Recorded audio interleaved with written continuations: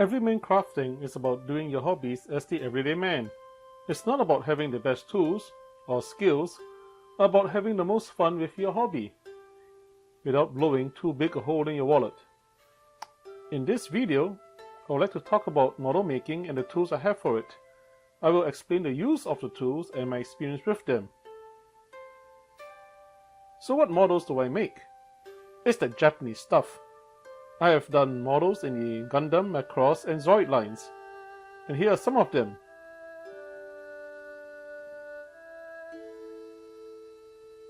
Here you can see a Bandai Macross YF29 in Girlwalk configuration.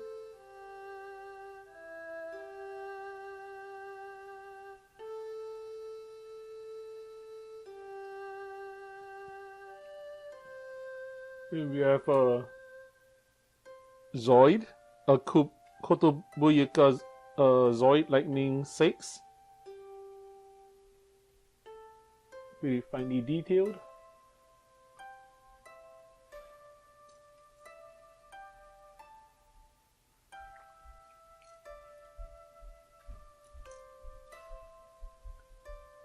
And a Gundam Needler from the Gundam Double series.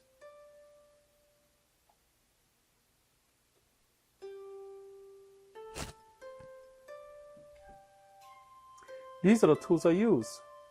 This is a set that I bought from Amazon when I first started getting into model making. The Life Glue Gundam model kit. Lots of tools in the set.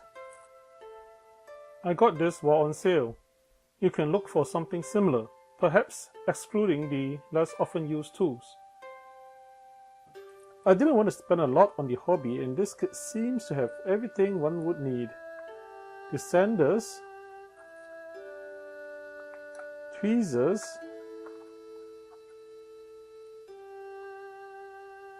and the craft knife are items I found most useful.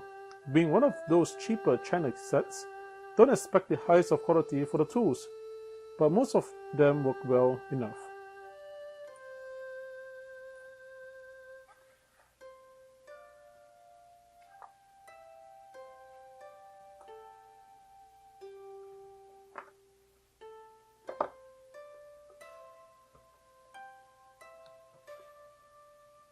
So one thing I would upgrade is the nipper. The black nipper from the Life Glue kit doesn't quite cut cleanly. It squishes plastic too much. Since cutting parts from runners is the thing you do a lot in model making, and the quality of the cut has a major effect on the appearance of the model, I got better nippers. The Godhand PN125. This is an affordable nipper that cuts well. I also got this so-called precision nipper from AliExpress that allows for those close cuts of the part, reducing nut marks. It's almost like using a single-edged nipper. The PN125 cuts the part out of the runner. The precision nipper does the final cut to remove the nubs. This AliExpress nipper was a lot more affordable than the high-end Godhand nippers. Now let's view a demonstration of the cut. Here's a runner. I'm going to try to cut this using the black nipper. So I'm squeezing.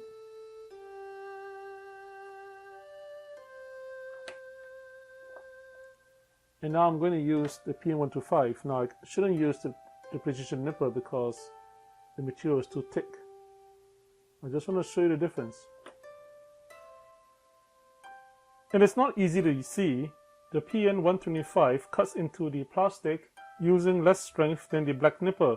You can also see the black nipper leaving a large indent on the cut, as seen on the left hand side. Fiddling with the photo lighting, you can see the stress marks under the black nipper cuts. So this nipper is not really good for clean cuts. Now what we have here is Mr. Hobby's Mr. Cement S and BSI Instacure Plus, which is a form of super glue. Now the main reason I have glue is to handle broken parts. Model kit parts can be fragile. The risky actions are when you are trying to fit tight parts together, or you misread the assembly and something breaks. Oops! Glue time! Well, glue is also useful to hold parts more firmly together, and the model kits today are generally very well fitting, and the need for glue should be pretty sparing. So just don't break anything and your glue should last a long time.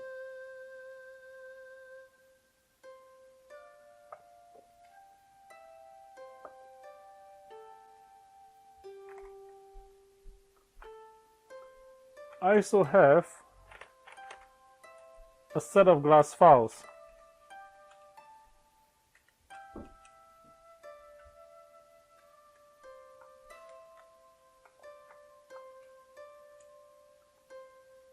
Now the live glue files are generally okay. I just wanted something more durable, and I'll just show you an example of one of the glass files out of its case. So this is the working surface. I can generally just clean them with water or with sticky tape.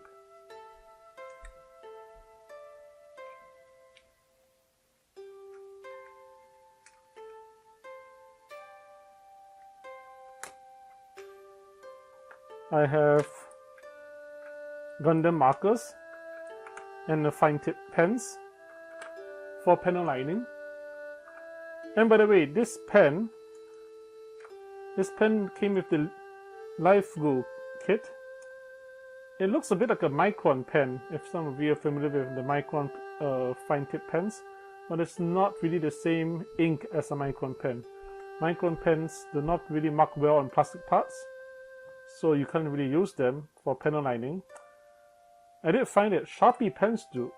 Sharpie pen ink marks very well on plastic surfaces.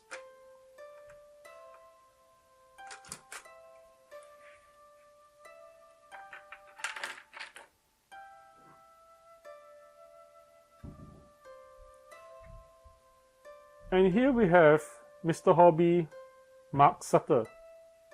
So what is this for? This is really for water slide decals. They are very difficult to apply, a real pain. After lots of struggle applying water slide decals, I caved and bought Mark Sutter. And since you use this sparingly with the decals, a bottle should last you a long time.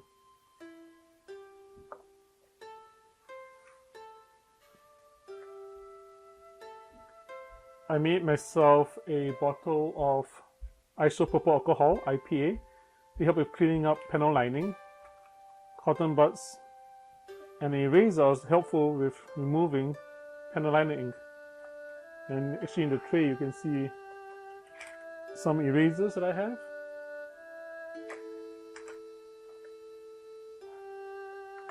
And I also have a little dish here for my cotton buds. Anyway, back to the IPA. This was a recycled cosmetic bottle where I can just drip the IPA onto my cotton buds. So other tools I use are a pair of scissors, and this is especially useful to cut open packages, especially the plastic wrapping around your model parts.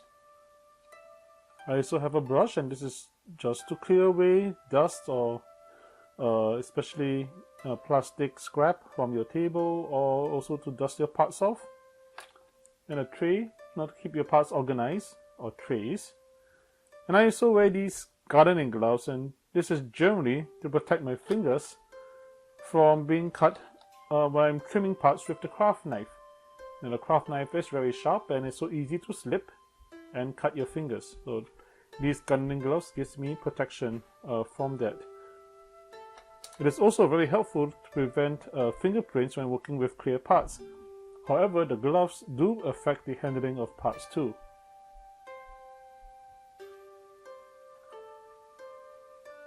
I also keep a simple container, and this is just made from cutting a bottle of drink, a drink bottle. And I just use this water to clean my glass files. I also have this cloth and a toothbrush for the glass files too.